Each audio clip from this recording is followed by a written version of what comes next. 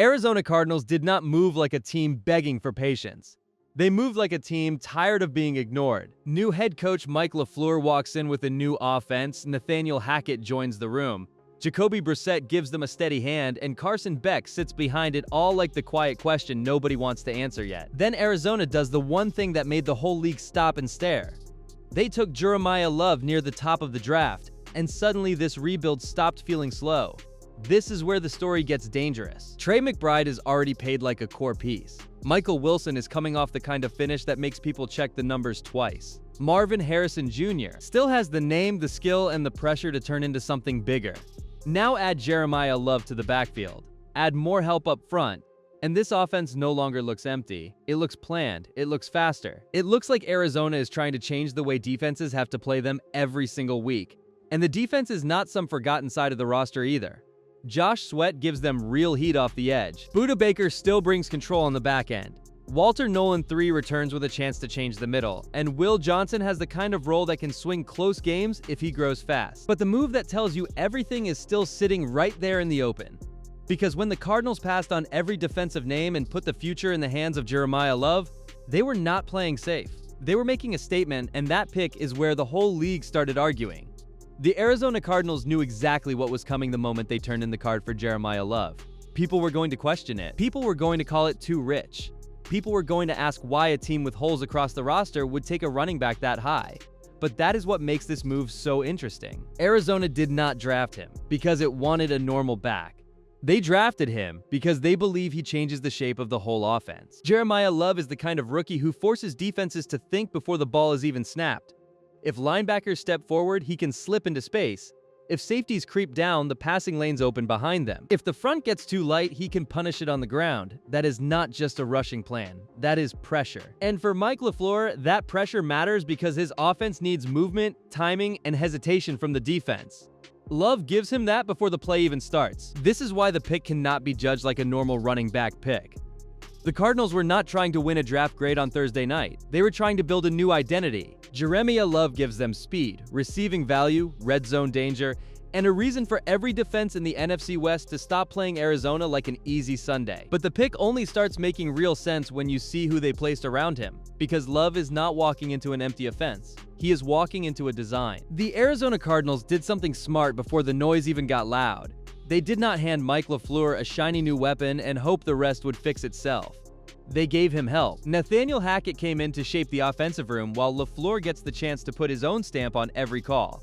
That matters, because this team is no longer built to survive ugly drives. It is being built to make defenses feel late. Look at the pieces around him now. Isaac Seumalo brings grown man strength inside.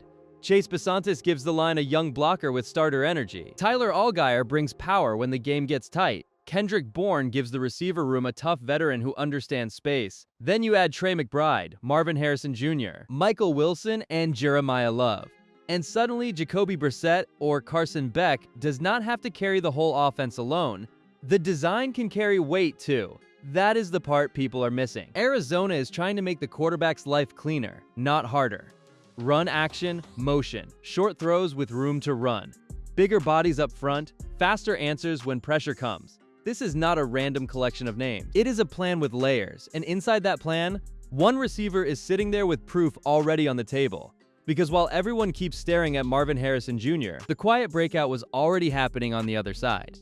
The Arizona Cardinals already had the famous name in the receiver room, but the loudest proof did not come from the player everyone kept watching. It came from Michael Wilson. While the spotlight kept chasing Marvin Harrison Jr., Wilson was the one stacking tough catches, moving chains, and giving this offense a real pulse when the season was slipping away. That is the hidden part of this story. The Cardinals did not enter this new era with empty hope. They already had a receiver showing signs of becoming the steady target this offense needs. The numbers matter because they explain why Mike LaFleur has something to build around. Michael Wilson finished with 78 catches, 1,006 receiving yards, and 7 touchdowns. That is not a small flash, that is a real season. That is trust. That is a quarterback looking his way when the play has to work.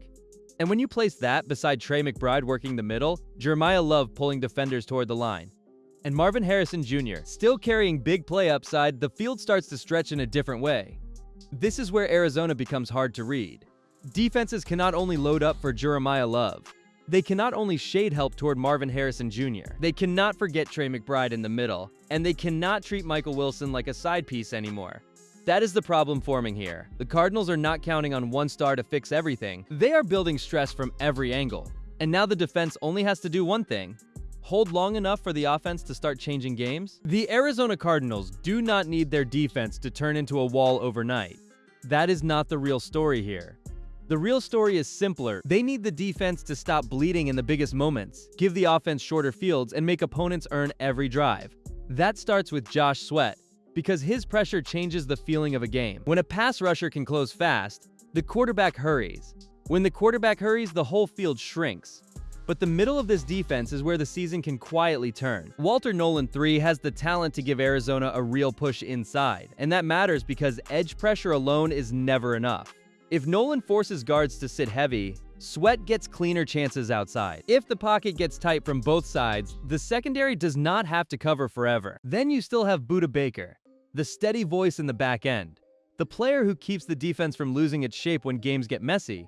The question is not whether Arizona has defensive names. They do. The question is whether those names can stay connected long enough to survive this division. Will Johnson has to grow fast. Garrett Williams has to work back at the right pace. Nick Rallis has to keep the group sharp while the offense takes the spotlight. That is why the draft told such a loud story. The Cardinals trusted this defense enough to spend most of their early energy on offense, and the full draft class shows exactly how bold that plan really was. The Arizona Cardinals draft class was not built like a team chasing random talent. It was built like a message. Jeremiah Love gave them the new face of the offense. Chase Basantis gave them a bigger body inside the line. Carson Beck gave them a quarterback plan for later. That first wave of picks told the league something clear. Arizona was not trying to patch one small hole. They were trying to build a whole new engine. Then the board turned quieter, but the plan stayed the same. Caleb Proctor came in as a defensive tackle with quickness inside. Reggie Virgil added size and speed to a receiver room that already has pressure building. Carson Scherer brought linebacker depth and special teams toughness, the kind of pick casual fans skip but coaches value. Jaden Williams gave them another offensive tackle to develop.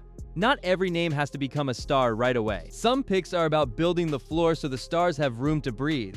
That is why this class matters more than the first reaction. The Cardinals did not draft for headlines alone. They drafted for structure, speed in the backfield, more weight on the line, a young quarterback waiting, extra bodies in spots where injuries can break a season. It all points to one thing. Arizona knows the NFC West will not give them easy games, so they are trying to become harder to push around before those battles even begin. The Arizona Cardinals are not trying to climb out of a weak room. That is what makes this whole story heavier. The Seattle Seahawks are sitting on a Super Bowl crown. The Los Angeles Rams still carry the look of a team built to score fast. The San Francisco 49ers keep finding ways to stay in the fight even when the season gets rough. So when Arizona says it is changing, nobody in the division is handing them respect. They have to take it. That is the pressure around this rebuild. Arizona finished at the bottom of the NFC West, while the rest of the division made the road feel brutal every week. The Cardinals were not losing to empty teams. They were chasing teams with playoff weight, proven stars, and coaching rooms that know how to win close games. And that is why this new offense matters so much.